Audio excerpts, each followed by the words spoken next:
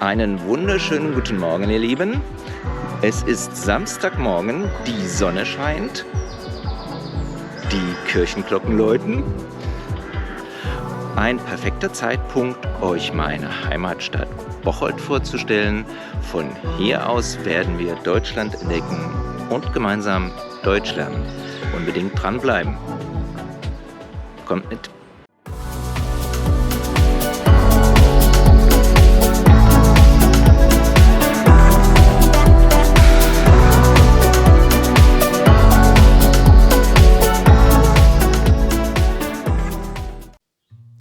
Bevor wir aber aufbrechen, wo liegt Bocholt eigentlich? Die Perle des Westmünsterlandes, wie Bocholt auch liebevoll genannt wird, liegt im Westmünsterland, im Nordwesten von Nordrhein-Westfalen und direkter Nachbarschaft zum Rheinland und den Niederlanden. Schon bald werden wir übrigens eine Reise direkt an die niederländische Grenze unternehmen. Warum? Hier liegen die magischen Orte Dinxperlo und Suderwick.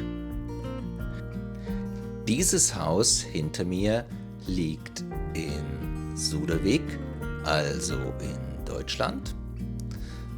Und dieses Haus hinter mir liegt in Dinxperlo in den Niederlanden.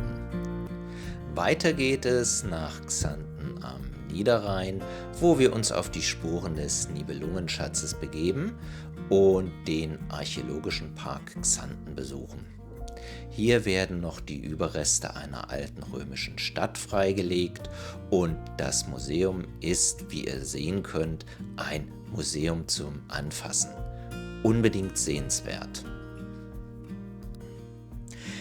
In Rees am Rhein erzähle ich dir, warum dieses Boot so besonders ist, und danach verlassen wir den Deich und wandern die menschenleeren Rheinwiesen am Altrhein entlang. Windmühlen habe ich auch besucht. Hier bin ich bei Müller-Hain in der Scholtenmühle Rees.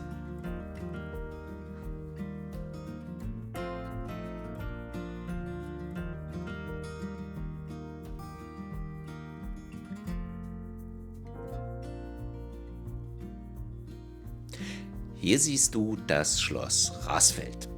Von hier aus brechen wir zum Beispiel in den Tiergarten auf, den es seit 1650 gibt. Und ich werde dir einen spannenden Baum zeigen, von dem einige Menschen glauben, dass er 1000 bis 1500 Jahre alt sein könnte. Die Erlafem-Eiche. Doch dazu in einem eigenen Video mehr. Ich hoffe, dieser erste Eindruck hat auch bei dir Lust auf mehr Videos gemacht. Jetzt aber schnell zurück nach Bocholt. Ich stehe auf dem Marktplatz. Am Samstag ist in Bocholt einer von 4 Markttagen und wir sehen uns jetzt mal den Markt an.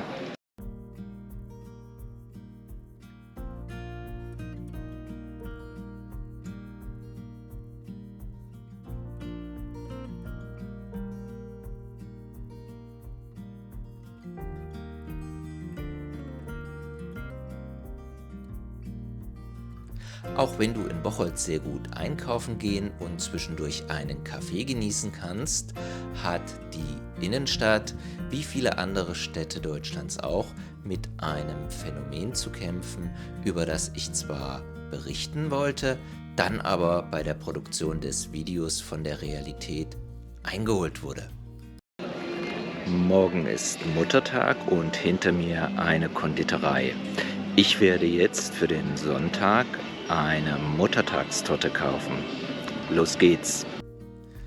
Eine Woche nach diesen Videoaufnahmen habe ich leider in der Zeitung gelesen, dass die Konditorei und das gemütliche Café am Ende des Jahres nach 29 Jahren schließen werden. Ein Verlust für die Stadt, aber auch ein Problem, mit dem viele Innenstädte zu kämpfen haben.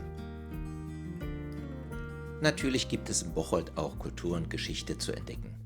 Hier siehst du das historische Rathaus im Stil der niederländischen Renaissance. Es ist auch das Wahrzeichen der Stadt Bocholt. Direkt daneben befindet sich die St. Georgskirche. Geschichte zum Anfassen gibt es entweder im Handwerksmuseum oder wie hier im Textilmuseum. Das ist ein Haus, in dem das Leben der Arbeiter vor über 100 Jahren gezeigt wird.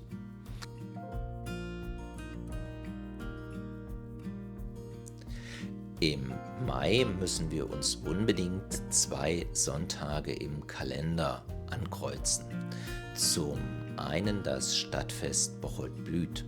Das ist ein verkaufsoffener Sonntag mit einer Oldtimer-Parade.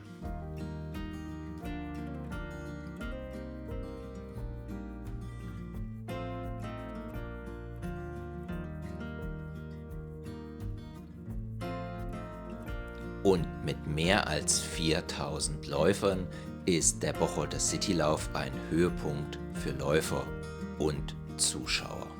Wir klatschen,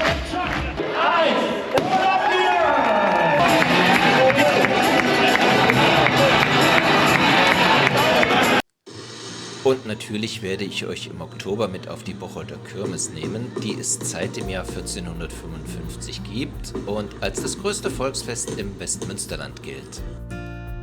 Das war's dann leider auch schon für heute. Ich hoffe, ich habe dich etwas neugierig gemacht. Neugierig auf unsere Reisen, unsere Deutschlektionen. Ich verabschiede mich vom Aasee und wünsche dir noch einen wunderschönen Tag. Ciao, dein Ben.